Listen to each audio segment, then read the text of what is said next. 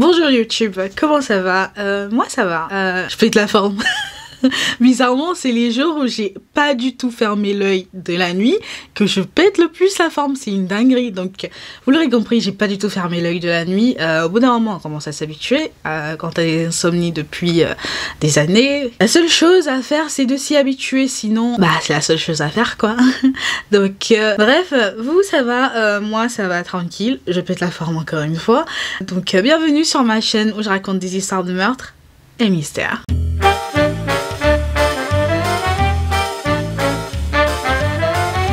Si tu es nouveau sur ma chaîne, bienvenue, je m'appelle Snell et je suis là tous les mercredis et les samedis pour vous raconter les histoires les plus sordides, les plus what the fuck qui existent et qui ont existé dans ce monde. Alors avant de commencer, je tiens à vous rappeler que c'est primordial de vous abonner à ma chaîne, mais c'est très important. Abonnez-vous, activez la cloche de notification et venez me suivre sur Instagram. Je poste des mèmes. Allez, c'est bon, c'est un argument de dingue. Je poste des mèmes. Allez, come on. C'est un boulot monstre de chercher et de trouver des mèmes super drôles. Je poste des mèmes, voilà. Alors, aujourd'hui, comme le titre vous l'indique, nous allons parler du Night Stalker. You know, le Night Stalker. T'en as déjà entendu parler ou pas? Alors, avant de commencer, j'ai une question très importante. Pourquoi est-ce qu'on donne des surnoms toujours cool aux tueurs en série? Vous dites pas peut-être que, en fait, le fait de leur donner des surnoms très cool, ça ne les freine pas du coup. En fait, ça leur donne de l'assurance. Ils se disent, The Night Stalker, yeah, that's me. Faudrait plutôt l'appeler The Small Kiki Stalker. Ouais, parce qu'il faudrait être un lâche pour faire ce qu'il y avait, hein, quand même. Voilà. Genre, le Zodiac, The Son of Sam, Jack Levanter. Le Son of Sam, lui, j'aurais appelé The Son of Bitch. The Son of Fist of Pute. Des trucs vraiment en mode genre qu'ils vont se faire attraper et tout, et ils vont se rendre compte que ouais, en fait faudrait peut-être que j'arrête de tuer parce que le jour où je me fais attraper, t'as tout le monde qui va se foutre de ma gueule au tribunal en mode regarde, c'est le Small Kiki Stalker. Ouais, genre, you get it right? Non, mais des fois, je suis là toute seule et tout, j'ai des idées de dingue, hein, comme surnom pour les tueurs en série, genre, yeah, The Son of Fist of Pute. Non, mais vraiment, faut arrêter de leur donner des surnoms super cool, parce que ça leur donne de l'assurance, en fait. Ouais, les médias, you gotta stop it. Thanks. We vividly ask you to stop it. Give them shitty surnames. Like, yeah, shitty surnames. Alors, le Night Stalker, encore connu sous le pseudonyme de The Walking Killer, ou The Valley Intruder, ou encore plus tard Richard Maynard, s'appelait en réalité Ricardo Leiva Munoz Ramirez. Il est né le 29 février 1960 à El Paso, au Texas. Il était le dernier enfant de Julian et Mercedes Ramirez. Le père de Richard était un ancien policier qui s'est reconverti plus tard en ouvrier, et il était un alcoolique qui passait littéralement à tabac toute sa famille. À 10 ans, Richard était déjà accro à l'alcool et à la marijuana, et aux alentours de 12 ans, Richard passait énormément de temps avec son cousin Miguel Ramirez, qui était un ancien membre des forces spéciales de l'armée américaine. Il est important de noter que Miguel était un violeur et tueur en série pendant son service au Vietnam, et à son retour au pays, vu que son petit cousin de 12 ans traînait avec lui, il s'est dit que c'était une idée de génie de partager son expérience avec son petit cousin, de lui montrer par exemple des photos de Vietnamiennes qu'il avait violées, assassinées, décapitées, démembrées, parce que sinon c'est pas drôle. Et comme s'il n'en avait pas fait assez, Miguel va se dire à un moment donné, pourquoi ne pas apprendre au petit Richard, genre la relève, vous voyez, genre entraîner la relève, pourquoi ne pas lui apprendre des techniques de combat militaires, et parle de surtout comment tuer des gens. Yeah. Anyways. Et avec tout ça qui bouillonne déjà dans la tête du petit Richard, Miguel va remporter la médaille d'or du cousin de l'année en tirant sur sa femme et en assassinant sa femme devant le petit Richard après une dispute conjugale. Donc après avoir littéralement assassiné sa femme devant témoin, la moindre des choses serait qu'il prenne une sentence logique. Ah non, Miguel sera déclaré non coupable pour raison d'aliénation mentale due au stress post-traumatique dont l'origine serait son service au Vietnam. Après le meurtre de la femme de de Miguel, Richard, qui ne voulait pas retourner chez ses parents, va décider d'emménager chez sa sœur aînée et son mari. Le petit bémol, c'est que le mari de sa sœur aînée était un voyeur limite professionnel, donc celui-ci va en rajouter au CV de Richard en lui apprenant le voyeurisme. Lorsque Richard va atteindre l'adolescence, il va se mettre à associer ses fantasmes à de la violence. Et donc à son entrée au lycée, il va se faire embaucher au Holiday Inn de sa ville, sauf qu'il va se faire virer un peu plus tard, dû déjà au fait qu'il y avait des rumeurs qu'il aurait abusé sexuellement de 2 enfants dans un ascenseur. Et en plus de ça, il avait essayé de violer une cliente. Et le seul bémol, c'est qu'il s'est fait surprendre par le mari de celle-ci. Plus tard, les charges pour la tentative de viol seront abandonnées parce que le couple va refuser de retourner au Texas pour témoigner au procès. Quelques temps plus tard, Richard va abandonner le lycée et lorsqu'il va atteindre les 22 ans, il va décider d'emménager en Californie. Richard a d'abord vécu dans un hôtel à San Francisco pendant un petit moment et pour s'en sortir, il commettait des cambriolages à gauche, à droite. Et principalement, la raison pour laquelle il commettait ces cambriolages, c'est parce qu'il devait financer sa nouvelle addiction. Après l'alcool, la LSD, please welcome to the stand, el cocaïne.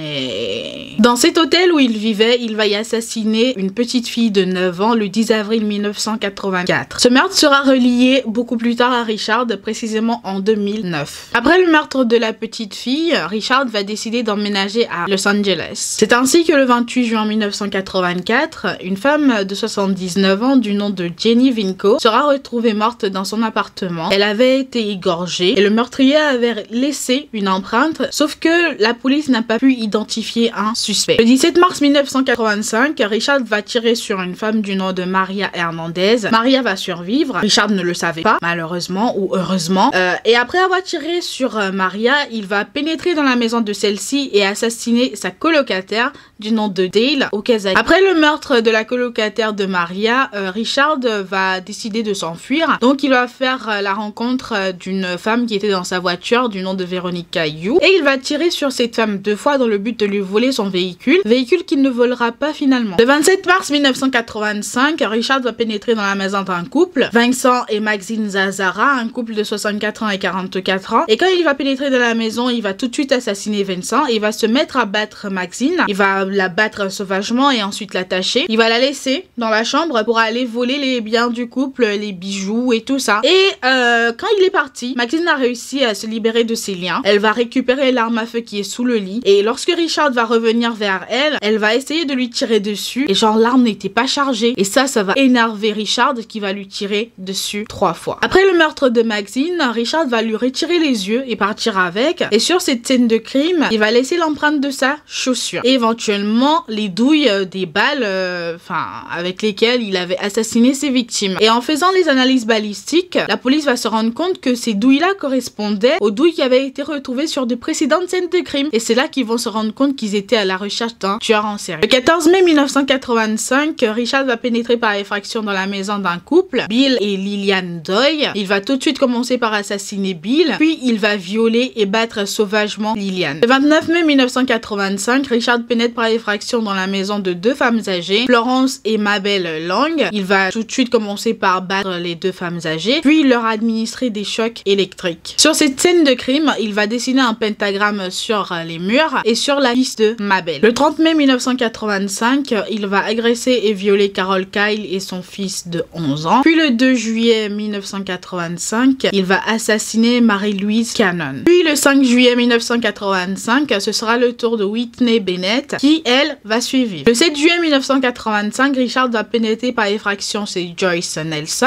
et il va la battre à mort. Et suite à ce meurtre, il va changer d'arme de prédilection et il va aller se procurer une machette. Encore ce 7 juillet 1985, il va pénétrer par effraction chez la famille Covenant. Il va tirer sur le père, violer et battre la mère, puis attacher le fils de 8 ans de la famille. Le 6 août 1985, il va pénétrer par effraction chez la famille Peterson et il va leur tirer dessus. Le 8 août 1985, Richard va pénétrer par effraction chez la famille Abowat et il va tout de suite tirer une balle dans la tête du père, puis va violer la mère Sakina à plusieurs reprises et attacher le fils de 3 ans du couple. Notez que dans toutes les maisons où il a pénétré et fait les victimes qui ont survécu ont tous raconté que pendant les vols qui ont suivi les agressions, oui, du coup, il leur demandait de jurer jurait au nom de Satan qu'il n'allait pas appeler au secours et qu'il ne cachait rien de valeur. Richard, se rendant compte que la police se rapprochait dangereusement de lui à travers les médias, va décider de quitter Los Angeles pour San Francisco. Et une fois arrivé à San Francisco, la première chose qu'il va faire, c'est se débarrasser des sneakers avec lesquels il avait laissé ses empreintes sur les scènes de crime. Et c'est à ce moment-là que les médias ont eu l'idée de génie de le surnommer le Night Stalker. Une fois à San Francisco, le 18 août 1985, Richard pénètre dans la maison des Pan et dès qu'il pénètre dans la maison, il tire sur le père et l'assassine. Puis il va violer et battre la mère avant de lui tirer une balle dans la tête. Il va encore une fois